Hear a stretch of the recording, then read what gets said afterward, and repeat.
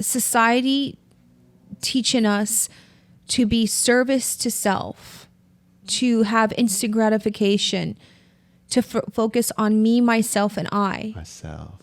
And that's not and not even in a positive way of empowering ourselves or of, going within and meditating and praying or connecting to our emotions, our being. It's more of a very shallow me, myself, and I. Isn't it?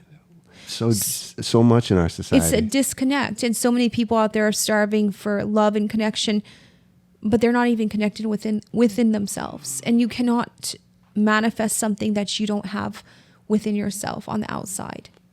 So there's all sorts of issues going on right now, on this planet. And but the good thing is that we have these divine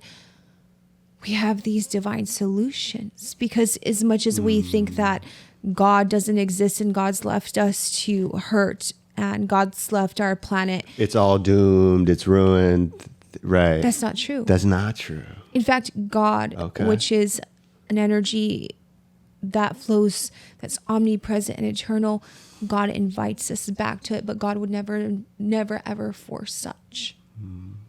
I feel the same. And that might trigger a lot of people. I think we have a traumatized relationship with God and all this stuff and how we're raised, right? Well, yes, but God's been taught wrong to humanity. It's in a wrong manner to humanity.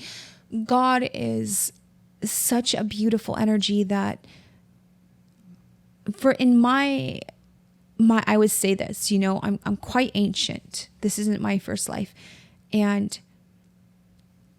to have walked this path, it's been grace of that force, a flow of energy, God's source energy.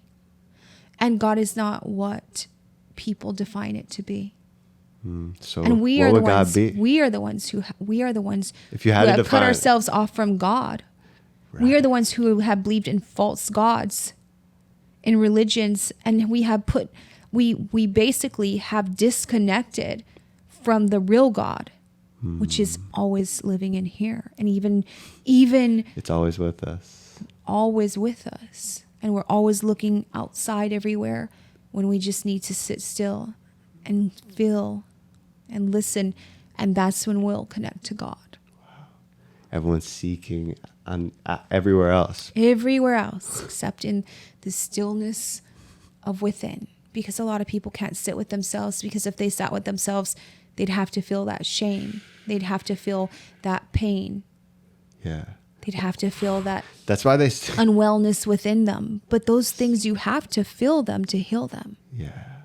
Sarah, that it's so interesting. People go on those 2-week-long retreats where you're just silent and sitting with yourself. It's like the hardest thing for people to do. It's so funny. And it's just like being. We avoid that so much. Being. So interesting. I have every single day, it doesn't matter what I'm doing or how much work I have to do or errands I need to run or sessions I have to do.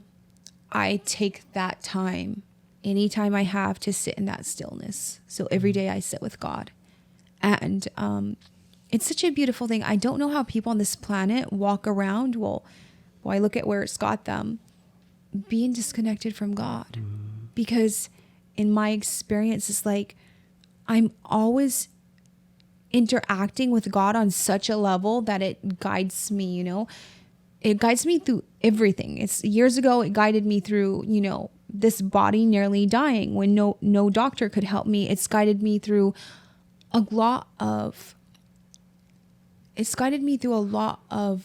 evil. Yeah. That one would encounter in life. And people always look at me and they're like, wow, you are so lucky. I've heard They're that. like, you're so lucky, They're like, wow, but you are. You say you want something and it manifests and you get all these opportunities and look, I'm like, well, God loves me. God gives me everything I possibly could want, And God, that's the thing. So when we truly connect to God, God gives us all these blessings. God helps us heal. God gives us joy. Yeah. I'm always so joyous. Totally. If you're joyous and listen, right, and pay attention on the path, He shows up. in the garden. It's existential.